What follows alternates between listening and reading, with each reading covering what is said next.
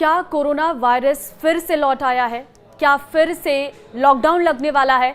कितना खतरनाक है कोरोना का ये नया वेरिएंट और क्या है इसके सिम्टम्स?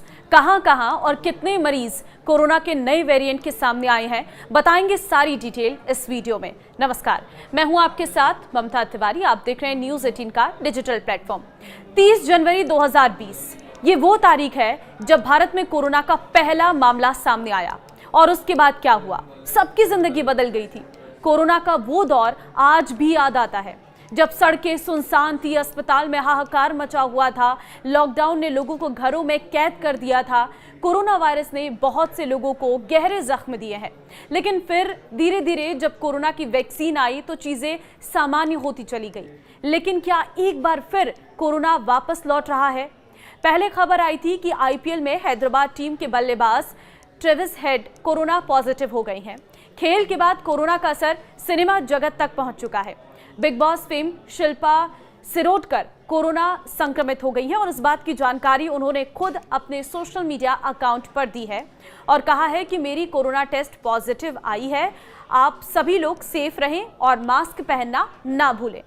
देखिए, पिछले कुछ समय से कोरोना के मामले सामने नहीं आ रहे थे, लेकिन हाल ही में सिंगापुर और हांगकांग जैसे दक्षिण पूर्व एशियाई देशों में कोविड-19 के बढ़ते मामलों ने भारत में भी चिंता बढ़ा दी है।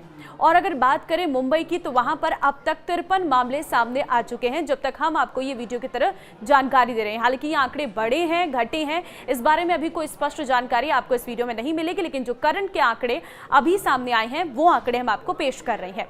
देखिए, हम मुंबई के सबसे पहले आंकड़े आपको बता रहे हैं जहां पर 53 मामले सामने आए हैं। ऐसे में बीएमसी ने एशिया के कुछ हिस्सों में बढ़ते मामलों के बावजूद शांति बनाए रखने और निगरानी जारी रखने का आग्रह किया है।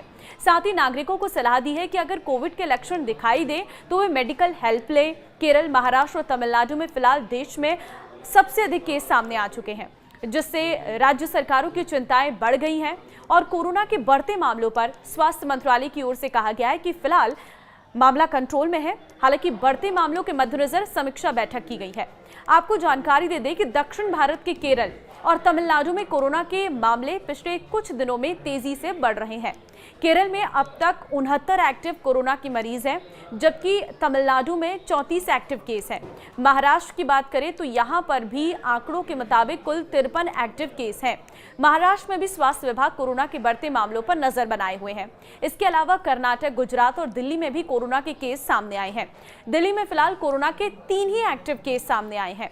वहीं कर्नाटक और गुजरात में 8 और 6 इस तरीके के एक्टिव केसेस सामने आ चुके हैं। इसके अलावा बात हरियाणा, राजस्थान और सिक्किम की करें तो यहाँ पर एक एक्टिव मरीज डिटेक्ट किए गए हैं।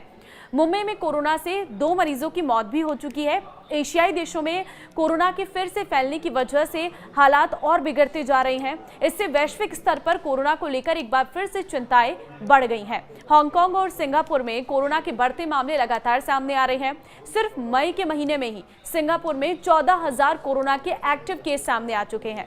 हालांकि भारत में फिलहाल ये आंकड़ा सिर्फ 257 एक्टिव केसों तक ही सीमित है, जो कि जनसंख्या को देखते हुए काफी कम ही है।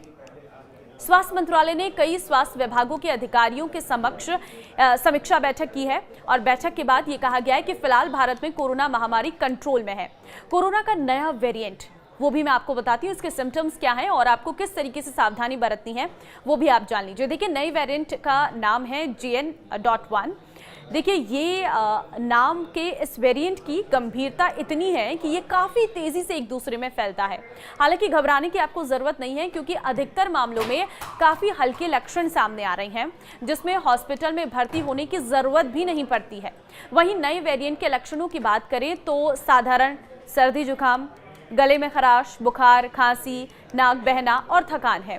वहीं कुछ लोगों को सिर दर्द और हल्की सांस की शिकायतें भी हो सकती हैं। कोरोना के पहली वेरिएंट की तरह स्वाद और गंध ना आने की शिकायत इस वेरिएंट में नहीं देखी जा रही है। ये नया वेरिएंट उन सभी लोगों को प्रभावित कर सकता है जो कमजोर इम्यूनिटी वाले हैं और जिन्होंने वैक्सीनेशन अभी तक नहीं कराया है। इसलिए इस वेरिएंट का खतरा बुजुर्गों और छोटे बच्चों में अधिक रहता है। हालांकि अभी तक आए अधिकतर मामले बिना किसी लक्षण के देखने को मिले हैं। देश में अधिकतर लोगों ने कोरोना से बचाव बचाव के लिए अपना वैक्सीनेशन पूरा करा लिया है, लेकिन वैक्सीनेशन कोरोना के इस नए वेरिएंट से कितना बचाव करता है, इसका जवाब ये है कि वैक्सीन लगवा चुके लोगों का संक्रमण का खतरा काफी कम है, लेकिन फिर भी सावधानी जरूर रखनी चाहिए। वैक्सीन लेने से वायरस से संक्रमण में होने आने वाले गंभीर लक्षणों का खतरा टल जाता है। कोरोना से बचाव के उपाय ये हैं कि कोरोना से बचाव के लिए आपको भीड़ भाड़ वाले इलाकों में जाने से बचना है। घर से बाहर निकलते समय हमेशा आपको मास्क का इस्तेमाल करना है। अपने हाथों को बार बार साबुन या फिर सैनिटाइजर से साफ करना है। किसी भी तरह का लक्षण दिखने पर घर में रहें और डॉक्टर से आपको संपर्क करना है। अपनी इम्यूनिटी को बूस्ट करने के लिए बैलेंस डाइट लें और एक्सरसाइज जरूर करें। कमजोर इम्यूनिटी वालों को थोड़ा संभल कर रहने की जरूरत है। ऐसे लोगों को ये आसानी से अपना निशाना बना लेता है। तो देखिए, कोरोना का नया वेरिएंट आ चुका है। हालांकि आपको घबराने की जरूरत नहीं है, लेकिन हाँ, आपको सावधान रहने की बहुत जरूरत है, क्योंकि अगर आप गलतियां करेंगे तो ये वायरस फैलेगा, और अगर ये वायरस फैलेगा तो ये पुराना रूप भी ले सकता है, यानी कि एक बार फिर से वो सिचुएशन आ सकती है जब हम लॉकडाउन में घर के अंदर बंद हो सकते हैं। तो ऐसे में बहुत ज़रूरी है कि आप अपनों का ख्याल रखें। इस वीडियो को शेयर कर दीजिए ताकि लोगों को भी इस नए वेरिएंट के बारे में पता चल सके और वो थोड़ा सा अवेयर हो सके। नमस्कार।